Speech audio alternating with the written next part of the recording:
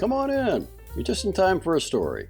Today, I'll be reading a story by Dashiell Hammett, who is the undisputed master of hard-boiled detective fiction and one of the greatest mystery writers of all time.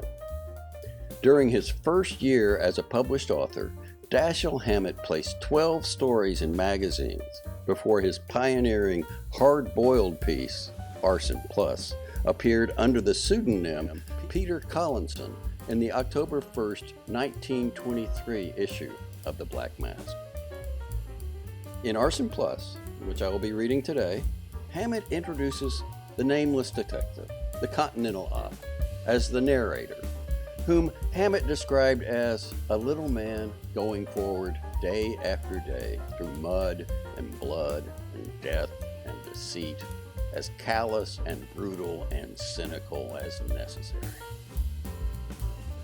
Collinson says in the intro that this is a detective story you'll have a hard time solving before the end.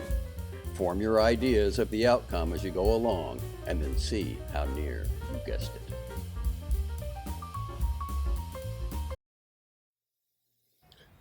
Jim Tar picked up the cigar I rolled across his desk, looked at the band, bit off an end, and reached for a match.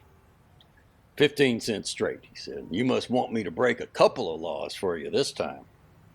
I had been doing business with this fat sheriff of Sacramento County for 4 or 5 years, ever since I came to the Continental Detective Agency San Francisco office, and I had never known him to miss an opening for a sour crack, but it didn't mean anything. Wrong both times, I told him. I get 2 of them for a quarter, and I'm here to do you a favor instead of asking for one. The company that insured Thornburg's house thinks somebody touched it off. Well, that's right enough, according to the fire department. They tell me the lower part of the house was soaked with gasoline, but God knows how they could tell. There wasn't a stick left standing. I got McClump working on it, but he hadn't found anything to get excited about yet. Well, what's the layout? All I know is that there was a fire. Tar leaned back in his chair, turned his red face to the ceiling, and bellowed, "Hey, Mac!" The pearl push buttons on his desk are ornaments as far as he's concerned. Deputy Sheriffs McHale, McClump, and Macklin came to the door together. McNabb apparently wasn't within hearing. What's the idea? Sheriff demanded of McClump. Are you carrying a bodyguard around with you? The 2 other deputies, thus informed as to who Mac referred to this time, went back to their cribbage game. We got a city slicker here to catch our firebug for us, Tar told his deputy, but we got to tell him what it's all about first. McClump and I had worked together on an express robbery several months before. He's a rangy, tow-headed youngster, 25 or 26, with all the nerve in the world and most of the laziness. He had himself draped across a chair by now, always his first objective when he comes into a room. Well, here's how she stands. This fella Thornburg's house was a couple miles out of town on the old county road. An old frame house. About midnight, night before last, Jeff Pringle, the nearest neighbor, half-mile or so to the east, saw a glare in the sky from over that way and phoned in the alarm. But by the time the fire wagons got there, there wasn't enough of the house left to even bother about. Pringle was the first of the neighbors to get to the house, and the roof had already fell in by then.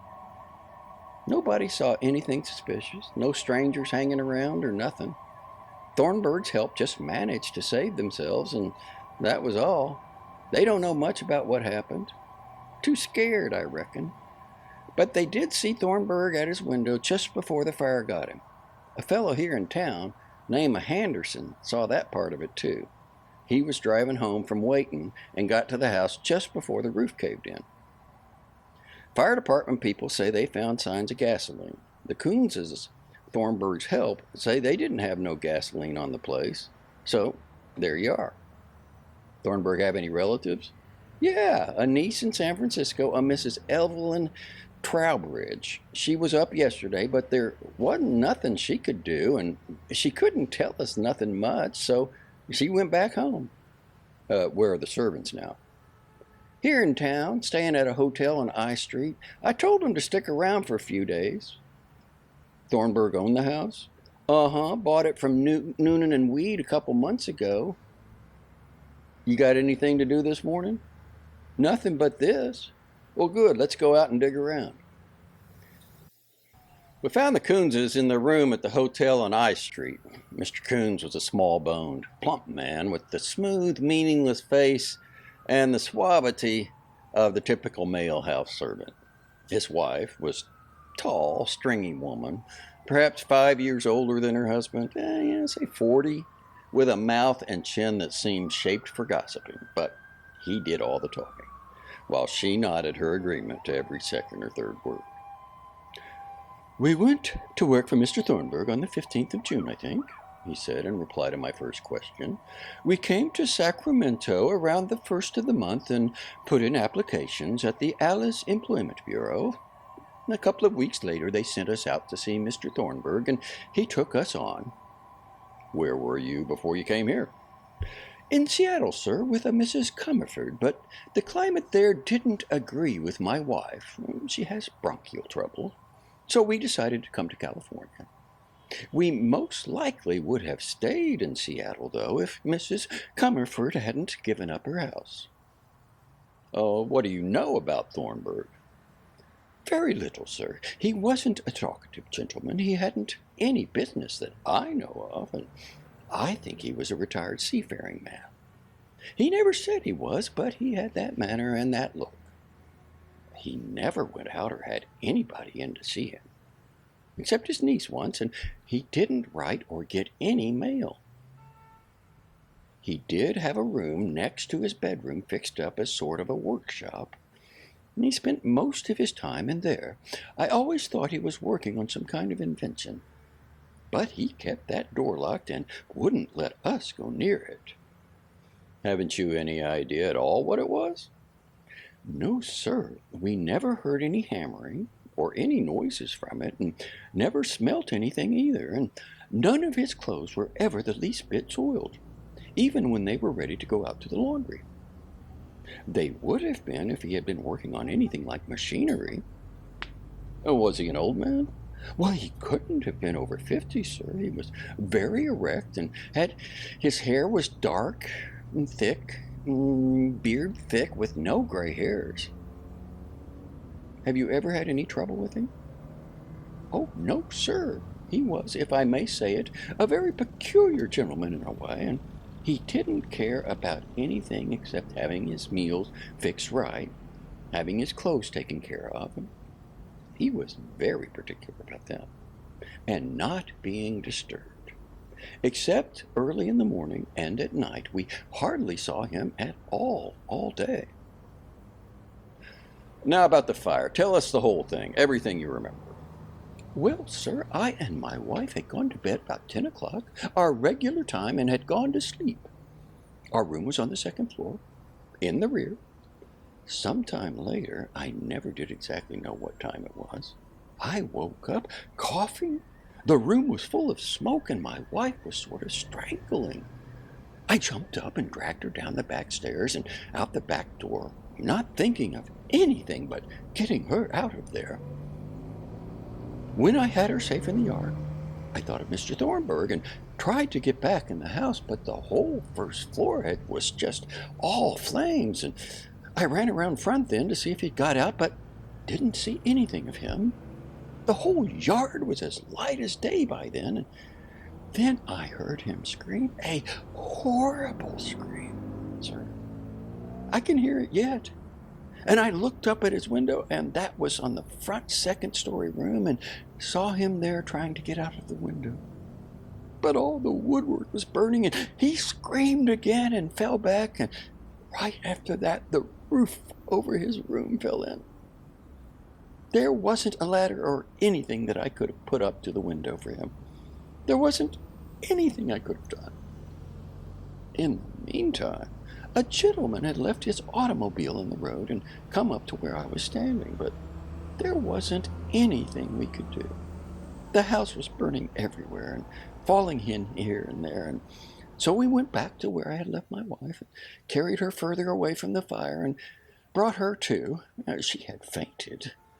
And that's all I know about it, sir.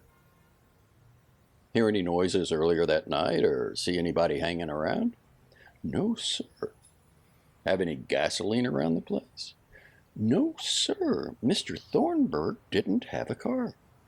No gasoline for cleaning? No, sir. None at all. Unless Mr. Thornburg had it in his workshop. When his clothes needed cleaning, I took them to town, and all his laundry was taken by the grocer's man when he brought out our provisions. Don't know anything that might have some bearing on this fire? No, sir. I was surprised when I heard that somebody had set the house afire.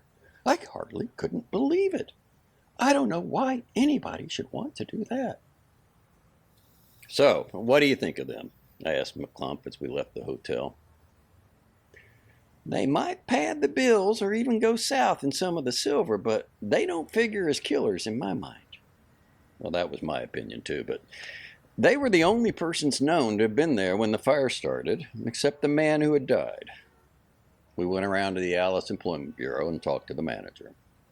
He told us that the Coonses had come into his office on June 2nd, looking for work, and had given Mrs. Edward Comerford, 45 Woodman C. Terrace, Seattle, Washington, as a reference. In reply to a letter, he always checked up the references of servants. Mrs. Comerford had written about the Coonses, had been in her employ for a number of years, and had been extremely satisfactory in every respect. On June 13th, Thornburg had telephoned the Bureau, asked that a man and his wife be sent out to keep house for him. And Alice had sent 2 couples that he had listed. Neither had been employed by Thornburg, though. And Alice considered them more desirable than the Coonses, who were finally hired by Thornburg.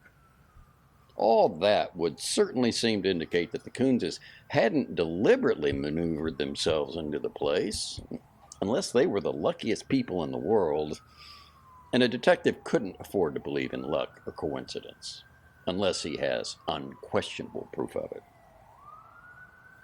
At the office of the real estate agents, through whom Thornburg had bought the house, Nooning and we were told that Thornburg had come in on the 11th of June and had said that he had been told that the house was for sale, had looked it over, and wanted to know the price. The deal had been closed the next morning, and he had paid for the house with a check for $4,500 on the Siemens Bank of San Francisco. The house was already furnished. After luncheon, McClump and I called on Howard Henderson, the man who had seen the fire while driving home from Wayton. He had an office in the Empire Building with his name and the title Northern California Agent, Instant Sheen Cleanser Company on the door. He was a big, careless-looking man of 45 or so, with the professionally jovial smile that belongs to the salesman. He had been in Wayton on business the day of the fire, he said, and had stayed there until rather late, going to dinner, and afterward playing pool with a grocer named Hammersmith, one of his customers. He had left Wayton in his machine at about 10:30 and set out for Sacramento. At Tavender, he had stopped at the garage for oil and gas and to have one of his tires blown up. Then, just as he was about to leave the garage man had called his attention to a red glare in the sky and told him that it was probably from a fire somewhere along the old county road that paralleled the state road into Sacramento. So Henderson had taken the county road and had arrived at the burning house just in time to see Thornburg try to fight his way through the flames that enveloped him. It was too late to make any attempt to put out the fire, and the man upstairs was beyond saving by then, undoubtedly dead even before the roof collapsed. So Henderson had helped Coons revive his wife and stayed there watching the fire until it had burned itself out. He had seen no one on that county road while driving to the fire. "What do you know about Henderson?" I asked McClump when we were on the street. "Came here from somewhere in the east, I think, early in the summer to open that cleanser agency. Lives at the Garden Hotel. Where do we go next?" "We get a machine and take a look at what's left of the Thornburg house." An enterprising incendiary couldn't have found a lovelier spot in which to turn himself loose, if he looked the whole county over. Tree-topped hills hid it from the rest of the world on three sides, while away from the fourth, an uninhabited plain rolled down to the river. The county road that passed the front gate was shunned by automobiles, as so McClump said, in favor of the state highway to the north. Where the house had been was now a mound of blackened ruins, and we poked around in the ashes for a few minutes. Not that we expected to find anything, but it's just the nature of man to poke around in ruins. A garage in the rear, whose interior gave no evidence of recent occupation, had a badly scorched roof in front, but was otherwise undamaged. A shed behind it, sheltering an axe, a shovel, and various odds and ends of gardening tools, had escaped the fire altogether.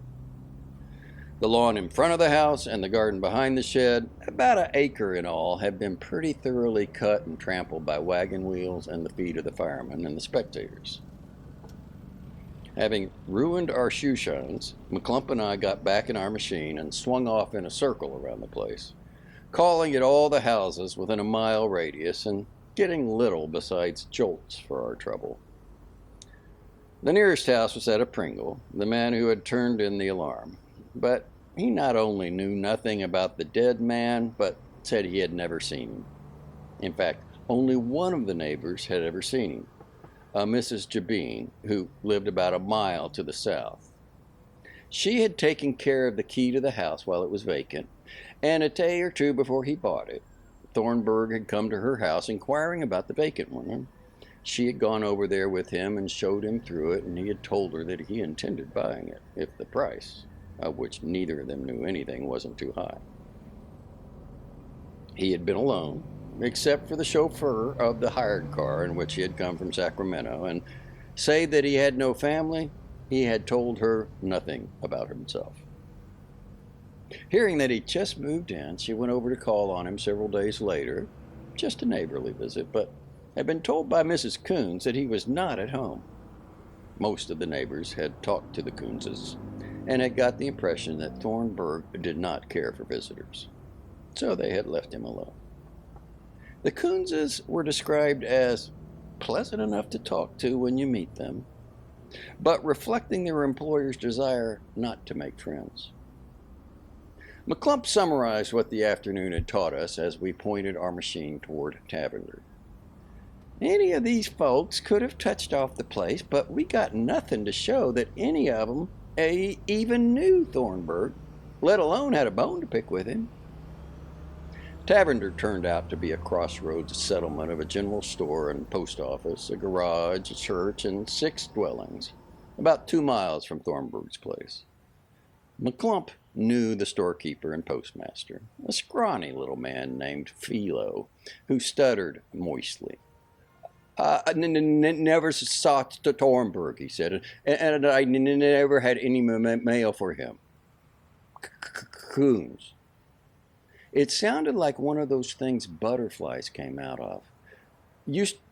Coons used to come in once a week to order groceries. They didn't have a phone. He used to walk in, and I'd send the stuff over in my car. Then I'd see him once in a while, waiting for the stage to Sacramento. Who drove the stuff out to Thornburg's? My boy. Want to talk to him? The boy was a juvenile edition of the old man, but without the stutter. He had never seen Thornburg on any of his visits, but his business had taken him only as far as the kitchen. He hadn't noticed anything peculiar about the place. "Who's the night man at the garage?" I asked him after we had listened to the little he had to tell. "Billy Luce. I think you can catch him there now. I saw him go in a few minutes ago." We crossed the road and found Luce. "Night before last, the night of the fire down the road, was there a man here talking to you when you first saw it?" He turned his eyes upward in that vacant stare which people use to aid their memory. "Yes, I remember now. He was going to town, and I told him that if he took the county road instead of the state road, he'd see the fire on its way." What kind of looking man was he? Middle-aged, big man, sort of slouchy. I think he had on a brown suit, baggy and wrinkled. Medium complexion? Yes. Smile when he talked? Yes, a pleasant sort of fellow. Curly brown hair? Have a heart, Luce laughed. I didn't put him under a magnifying glass. From Tavender, we drove over to Wayton. Luce's description had fit Henderson all right, but while we were at it, we thought we might as well check up to make sure that he had been coming from Wayton. We spent exactly 25 minutes in Wayton, 10 of them finding Hammersmith, the grocer with whom Henderson had said he had dined and played pool, 5 minutes finding the proprietor of the pool room, and 10 verifying Henderson's story. What do you think of it now, Mac? I asked as we rolled back toward Sacramento. Mac's too lazy to express an opinion, or even form one, unless he's driven to it, but that doesn't mean they aren't worth listening to, if you can get them.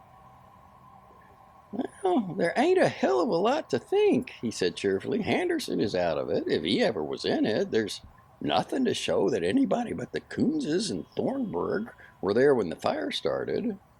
But there may have been a regiment there. Them Coonses ain't too honest looking, maybe, but they ain't killers, nor I miss my guess.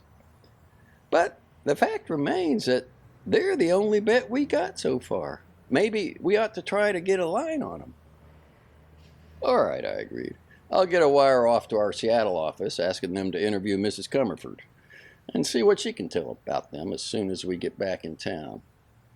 Then I'm going to catch a train for San Francisco and see Thornburg's niece in the morning. Next morning, at the address McClump had given me, a rather elaborate apartment building on California Street, I had to wait 3/4 of an hour for Mrs. Evelyn Trowbridge to dress. If I had been younger, or a social caller, I suppose I'd have felt amply rewarded when she finally came in. A tall, slender woman of less than 30, in some sort of clinging black affair, with a lot of black hair over a very white face, strikingly set off by a small red mouth and big hazel eyes that looked black until you got close to it. But I was a busy, middle-aged detective who was fuming over his time wasted, and I was a lot more interested in finding the bird who struck the match than I was in feminine beauty. However, I smothered my grouch, apologized for disturbing her at such an hour, and got down to business. I want you to tell me all you know about your uncle, his family, friends, enemies, business connections, everything. I had scribbled on the back of the card I had sent in to her what my business was. Well, he hadn't any family, she said, unless I be it. He was my mother's brother, and I'm the only one of that family now living. Well, where was he born? Here in San Francisco. I don't know the date, but he was about 50 years old, I think.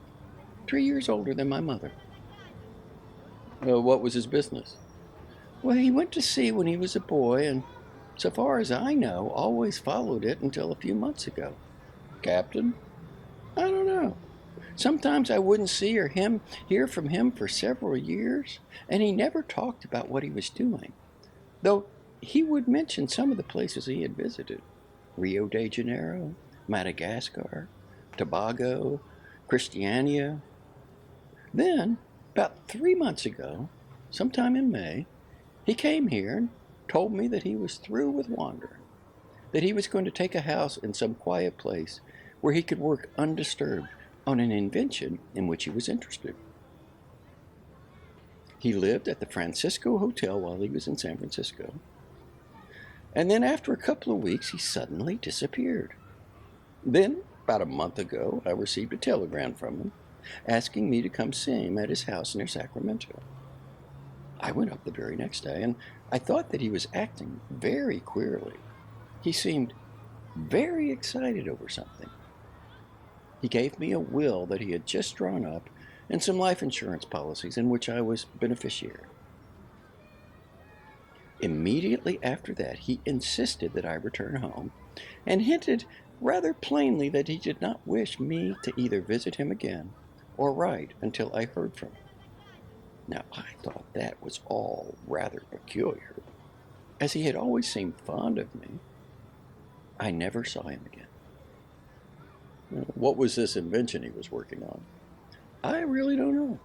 I asked him once, but he became so excited, even suspicious, that I changed the subject and never mentioned it again. Are you sure that he really did follow the sea all those years? No, I am not. I just took it for granted, but he may have been doing something altogether different. Was he ever married? Not that I know of. Know any of his friends or enemies? No, none. Remember anybody's name that he ever mentioned? No. I don't want you to think this next question insulting, Matt, though I admit it is, but it has to be asked. Where were you the night of the fire? At home. I had some friends here to dinner, and they stayed until about midnight. Mr. and Mrs. Walter Kellogg, Mrs. John Dupree, and Mr. Kilmer, who's a lawyer. I can give you their addresses, or you can get them from the phone book if you want to question them. From Mrs. Trowbridge's apartment, I went to the Francisco Hotel. Thornburg had been registered there from May 10th to June 13th and hadn't attracted much attention. He'd been a tall, broad-shouldered, erect man of about 50, with rather long brown hair brushed straight back, a short, pointed brown beard, and healthy, ruddy complexion, grave, quiet, punctilious in dress and manner. His hours had been regular, and he had no visitors that any of the hotel employees remembered. At the Siemens Bank, upon which Thornburg's check in payment of the house had been drawn, I was told that he had opened an account there on May 15th, having been introduced by W. Jeffers and Sons, local stockbrokers. A balance of a little more than $400 remained to his credit. The canceled checks on hand were all to the order of various life insurance companies, and for amounts that, if they represented premiums, testified to rather large policies. I jotted down the names of the life insurance companies and then went to the offices of W. Jeffers and Sons. Thornburg had come in, I was told, on the 10th of May with $4,000 worth of Liberty bonds that he wanted sold. During one of his conversations with Jeffers, he had asked the broker to recommend a bank, and Jeffers had given him a letter of introduction to the Siemens Bank. That was all Jeffers knew about him. He gave me the numbers of the bonds, but tracing Liberty bonds isn't the easiest thing in the world. The reply to my Seattle telegram was waiting for me at the agency when I arrived. Mrs. Edward Comerford rented apartment at address you give on May 25th, gave it up June 6, trunks to San Francisco same day, check numbers GN452587 and 8 and 9. Tracing baggage is no trick at all. If you have the dates and check numbers to start with, as many a bird who is wearing somewhat similar numbers on his chest and back, because he overlooked that detail when making his getaway, can tell you. And 25 minutes in a baggage room at the ferry and half an hour in the office of a transfer company gave me my answer. The trunks had been delivered to Mrs. Evelyn Trowbridge's apartment. I got Jim Tarr on the phone and told him about it. Good shooting, he said, forgetting for once to indulge his wit. We'll grab the Coonses there and Mrs. Trowbridge here, and that's the end of another mystery. Well, wait a minute, I cautioned him. It's not all straightened out yet. There's still a few kinks in the plot. Well, it's straight enough for me. I'm satisfied. Oh, you're the boss, but I think you're being a little hasty. I'm going up and talk with the niece again. Give me a little time before you phone the police here to make the pinch. I'll hold her until they get there. Evelyn Trowbridge let me in this time instead of the maid who had opened the door for me in the morning. She led me to the same room in which we had had our first talk. I let her pick out a seat, and then I selected one that was closer to either door than hers was.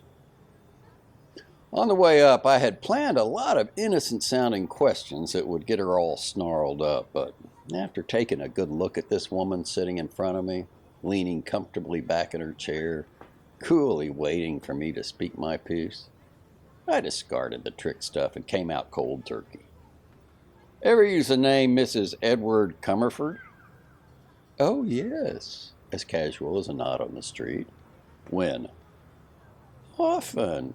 You see, I happen to have been married not so long ago to Mr. Edward Comerford. So it's not really strange that I should have used the name. Used it in Seattle recently? I would suggest, she said sweetly, that if you are leading up to the references I gave Coons and his wife, you might save time by coming right to it. Well, that's fair enough, I said. Let's do that. There wasn't a half-tone, a shading in voice, manner, or expression to indicate that she was talking about anything half so serious or important to her as a possibility of being charged with murder. She might have been talking about the weather or a book that hadn't interested her particularly. During the time that Mr. Comerford and I were married, we lived in Seattle, where he still lives. After the divorce, I left Seattle and resumed my maiden name, and the Coonses were in our employ, as you might learn if you care to look it up. You'll find my husband, or former husband, at the Chelsea Apartments, I think. Last summer, or late spring, I decided to return to Seattle. The truth of it is, I suppose all my personal affairs will be aired anyhow, that I thought perhaps Edward and I might patch up our differences. So I went back and took an apartment on Woodmansey Terrace. As I was known in Seattle as Mrs. Edward Comerford, and as I thought my using his name might influence him a little perhaps, I used it while I was there. Also, I telephoned the Coonses to make tentative arrangements in case Edward and I should open our house again, but Coons told me that they were going to California, and so I gladly gave him an excellent recommendation when, some days later, I received a letter of inquiry from an employment bureau in Sacramento. After I had been in Seattle for about 2 weeks, I changed my mind about the reconciliation. Edward's interest, I learned, was all centered elsewhere. So I returned to San Francisco. Very nice, but if you will permit me to finish, she interrupted. When I went to see my uncle in response to his telegram, I was surprised to find the Coonses in his house. Knowing my uncle's peculiarities and finding them now increased, and remembering his extreme secretiveness about his mysterious invention, I cautioned the Coonses not to tell him that they had been in my employ. He certainly would have discharged them, and just as certainly would have quarreled with me. He would have thought that I was having him spied upon. Then, when Coons telephoned me after the fire, I knew that to admit that the Coonses had been formerly in my employ would, in view of the fact that I was my uncle's heir, cast suspicion on all three of us. So, we foolishly agreed to say nothing about it and carry on the deception. That didn't sound all wrong, but it didn't sound all right. I wish Tar had taken it easier and let us get a better line on these people before having them thrown in the coop. The coincidence of the Coonses stumbling into my uncle's house is, I fancy, too much for your detecting instincts, she went on, as I didn't say anything. Am I to consider myself under arrest? I'm beginning to like this girl. She's a nice, cool piece of work. Not yet, I told her, but I'm afraid it's going to happen pretty soon. She smiled a little mocking smile at that, and another when the doorbell rang. It was O'Hara from police headquarters. We turned the apartment upside down and inside out, but he didn't find anything of importance except the will she had told me about, dated July 8th, and her uncle's life insurance policies. They were all dated between May 15th and June 10th, and added up to a little more than $200,000. I spent an hour grilling the maid after O'Hara had taken Evelyn Trowbridge away, but She didn't know any more than I did. However, between her, the janitor, the manager of the apartments, and the names Mrs. Trowbridge had given me, I learned that she had really been entertaining friends on the night of the fire, until after 11 o'clock anyway, and, well, that was late enough.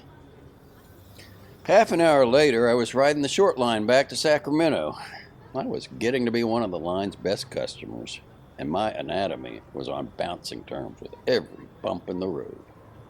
And the bumps, as Rubberhead Davis used to say about the flies and mosquitoes in Alberta in summertime, is freely plentiful.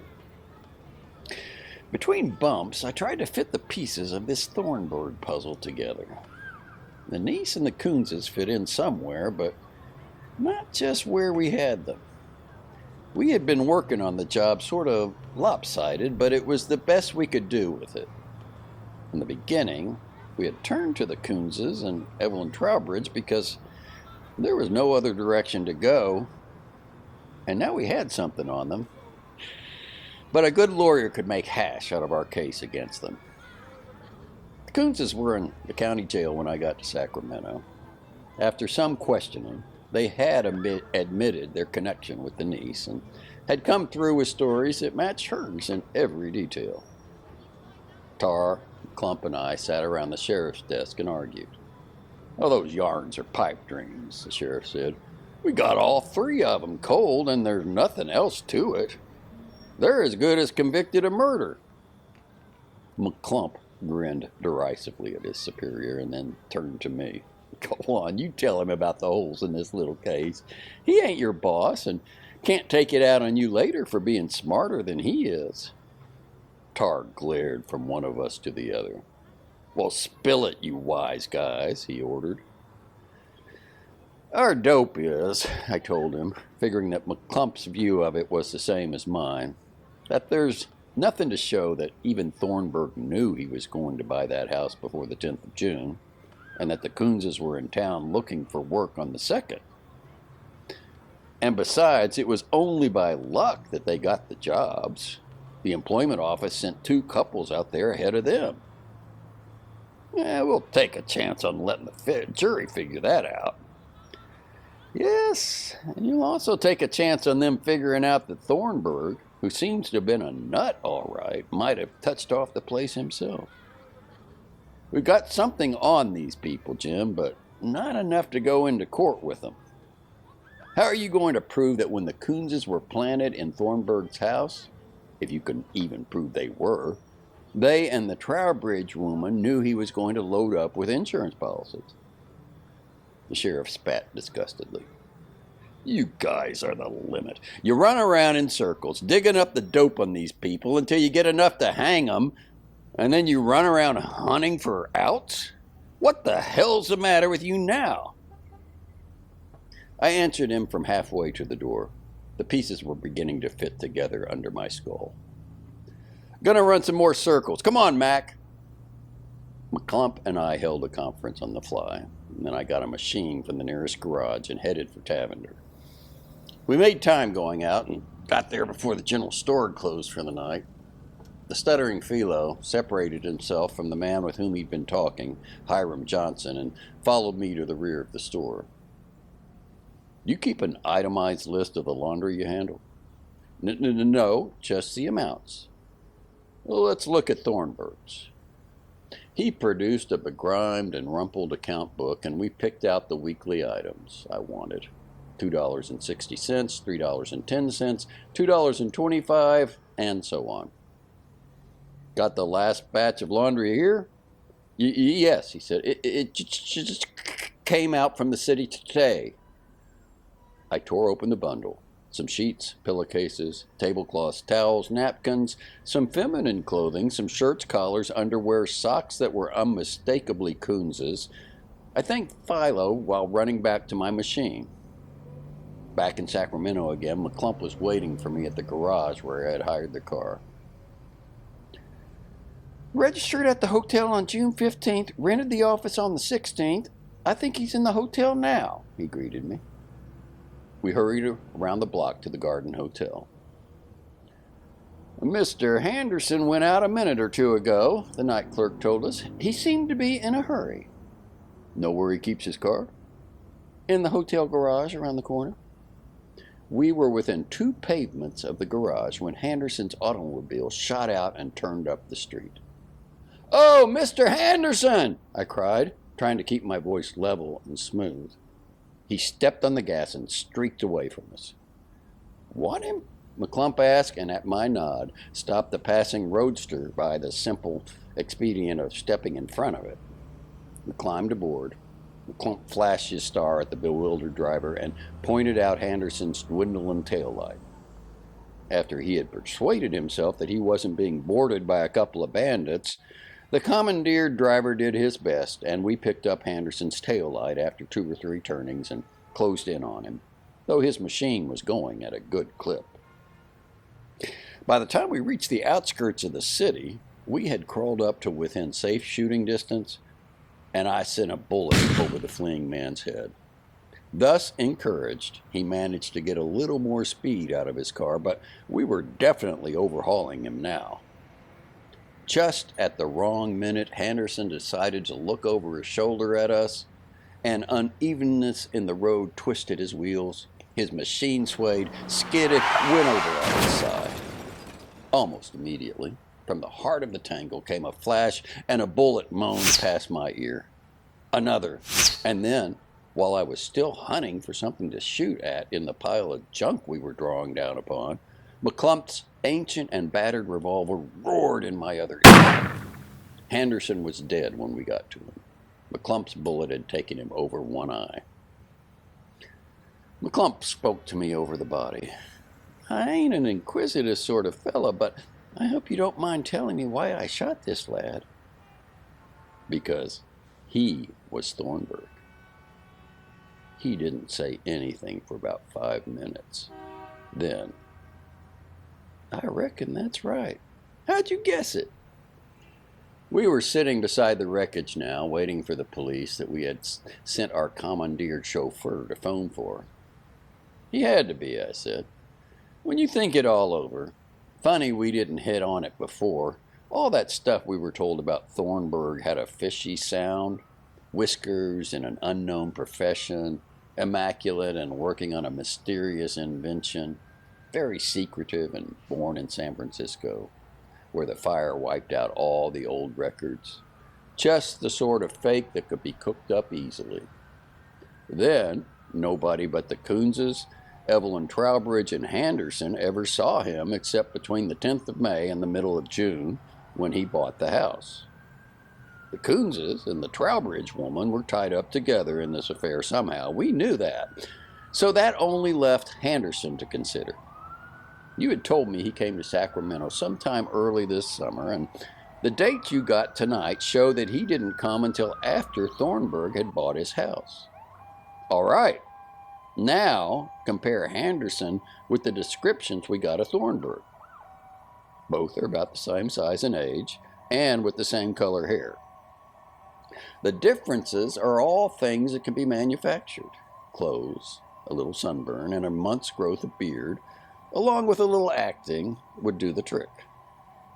Tonight, I went out to Tavender and took a look at the last batch of laundry, and there wasn't any that didn't fit the Coonses. And none of the bills all the way back were large enough for Thornburg to have been as careful about his clothes as we were told he was.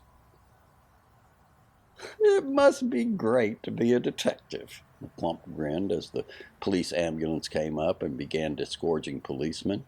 "I reckon somebody must have tipped Henderson off that I was asking about him this evening. And then regretfully, so we ain't going to hang them folks for murder after all." "No, but we oughtn't to have any trouble convicting them of arson plus conspiracy to defraud and anything else that the prosecuting attorney can think of."